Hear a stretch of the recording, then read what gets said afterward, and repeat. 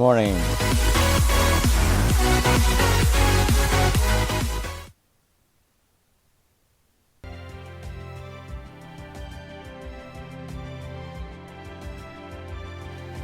Good morning, everybody. Hey, guess what I got? I got some lessons for you. Photography lessons. What better way to learn than having a personal tutor? Okay, anyway, so that's what I'm gonna do. I'm gonna provide lessons for photography. Enjoy the show.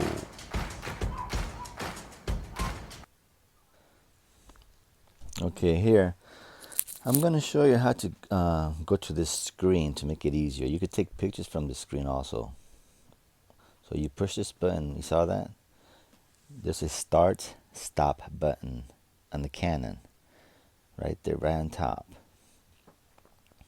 Look closely. All right.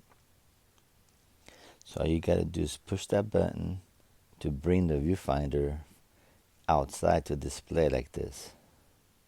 And you see the camera setting on top. Also, there's a picture of a camera, and also you could do, and it says record. You could move the white button down on top, and you could start recording also like a video camera. Okay, now we're back inside. This is what we see on display on the back of the camera. Now I'm going to show you. See this right here? This is the light meter that you have inside when you look inside through the viewfinder. Right here, look at the line. Every time you push the shutter button, when you're going to take a picture, you'll see the screen, this little line moving around. If not, just move your shutter or your aperture settings around until you begin to see it. Now right here, as you can see, it's bright. This is a +2 stops. This is overly exposed, too much, okay? You never want to be here. Do never go this extreme. All right, you have to keep your eyes on this meter when you're taking your photograph. Manual mode. This is all manual mode. Okay, and now this is right there. This is perfect exposure right in center. So look at the left side. You have 500 shutter speed. Next to it, you have 2.8 aperture.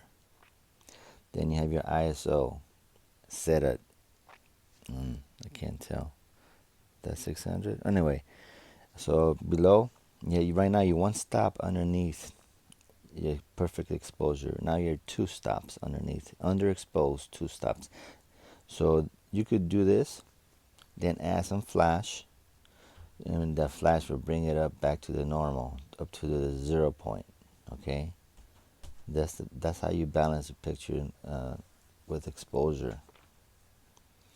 So as you can see, right now I'm at 4,000 shutter speed. Now this is your ISO setting. All you gotta do is push the button ISO, and you come to this setting right here. As you can look at the background,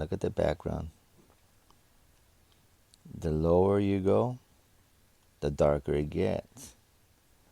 The lower you go, the higher the quality of the picture. Okay, that was your ISO. Remember that. Keep the ISO at 100 if possible at all times. If not, I would not try to go beyond 200. When you're at church, it's gonna automatically bump up to 1632 or even 6400. That's why you have to have a good body in a camera body with good sensor. Now, back to this. This is your ISO. Just to remind you. Look what happens.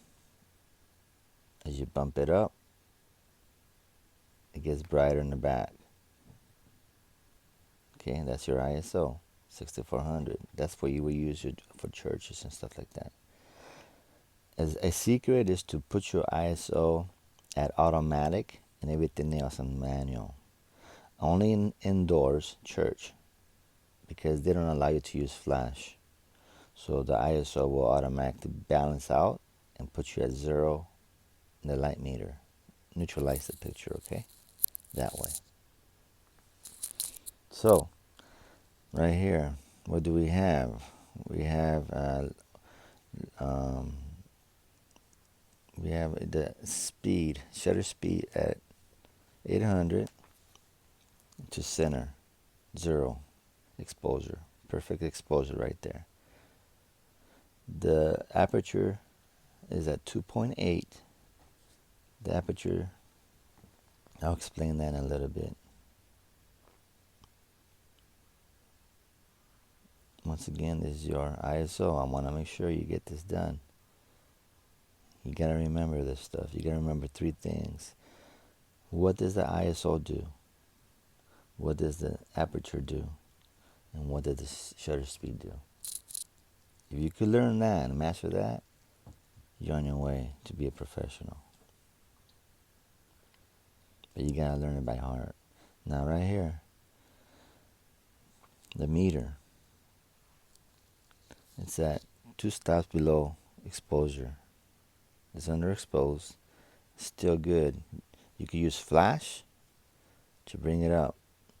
Or what you could do, if you're doing natural photography, you could be underexposed by 2 stops, and you can still bring it up in post-production in Photoshop.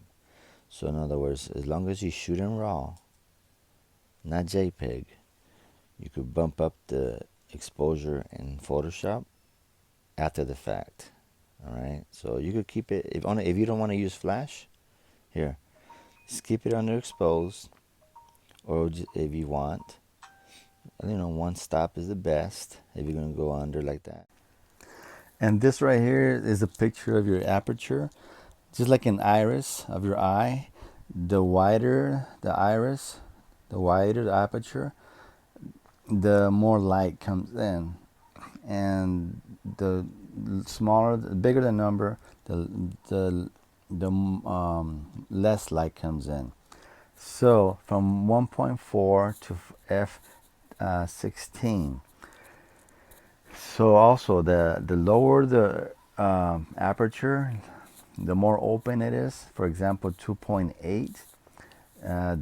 Not only does it allow the most light in, but it also allows the most blur on the outside of the center.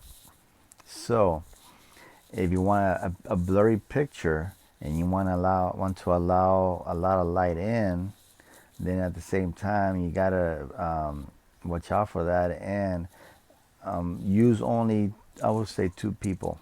My way of thinking is like this. This is my formula. At f2.8, which is a wide aperture, I would put 2 to 3 people in the picture. I should say 1 to 3 people in the picture only. 2.8, I would say up to 3 people.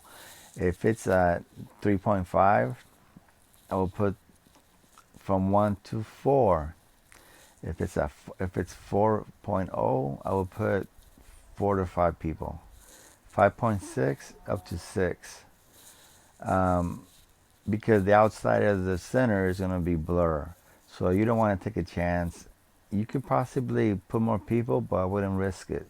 Because blur, once something's out of focus, you could try to fix it and sharpen it, but in reality, something that's blurry is really, really a lost picture, okay? So if you have if you have a really big group, I would try to put it like a F10, F12, and make sure that it's clear. The whole picture is clear, all right? But remember that the higher the number you go, the darker it gets. But the higher the number, also the more clear it is. The lower the number and open it is, the most light comes in, but it creates the most blur. It's very important that you remember that there's 2 things at once, not just one. Not only does it allow the most light on the open aperture of f.28, the widest aperture, but it also creates the most blur. And last but not least, we have ISO. ISO is pretty much the easiest thing you could use. ISO 100 is the best quality. Anything above that gets worse and worse. And also, the lower the number, 100, is the darkest and the best. And the higher you go, the brighter and the worse it gets. So 100% equals 100% quality. The higher you go, you start losing that quality. It gets grainier the higher that you go, okay? So you want to keep it as low as possible. But one thing for sure, a lot of places, for example, in churches or stuff like that, they do not allow flash. And so the best thing to do is to set your ISO at automatic. Only your ISO. That's the secret to doing manual setup work. Okay, when you use your camera with manual, you could actually put your ISO on automatic. That way, when you move your shutter speed or your aperture, when you do that, you could be walking around taking pictures, and the ISO will adjust automatically and give you the perfect exposure. But remember, don't expect any miracles, because the ISO is going to raise up to 1600, 3200, because especially the darker it is, the more it's going to go up. So you better hope that you have a good body and with a good sensor that's going to tolerate that high ISO, because you have no choice but you doing that, because a lot of places they're not going to allow you to use flash, and you have no choice but to use that ISO. And again, make sure you put it on ISO automatic. Okay, that way when you're walking around, you don't need to worry about it. It'll be the closest it's going to be the closest that you could have to being automatic, while still having control of the manual settings. Okay, trust me. Okay, now right here we have a high shutter speed. When you have a high shutter speed, let's say 2000, it causes the picture to be dark. So you slow it down little by little, and it begins to open up the light. Okay? So if you want to create a dark picture, because it's too bright outside, then you speed up the shutter speed. All right? But keep your eye on that meter though, and that will help you to keep it balanced, your exposure balanced correctly, okay, in the process. And now we're going to deal with the aperture. As you can see, it's bright. That's because the aperture is wide open, okay? Like 4.0, and right there is like 2.8. So when you open up the aperture, it gets blurry on the sides, on the outside corners, from the center out. And it brings in a lot of light, okay? So if you want a very bright picture, all you have to do is open up the aperture. Okay, what you could do, you could slow down right here. You're gonna speed up the. You're gonna close the aperture to make it dark.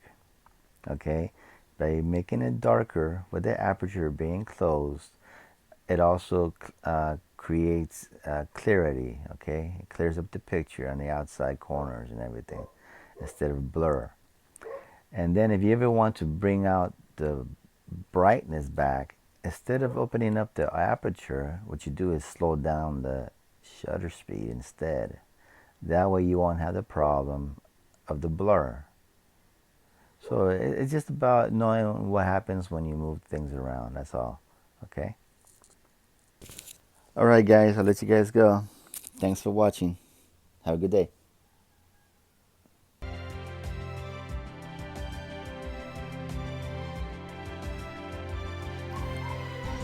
Subscribe and like. Thank you.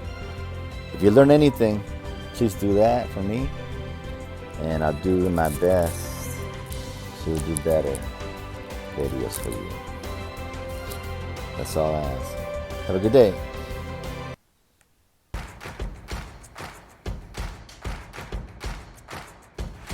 Thank you.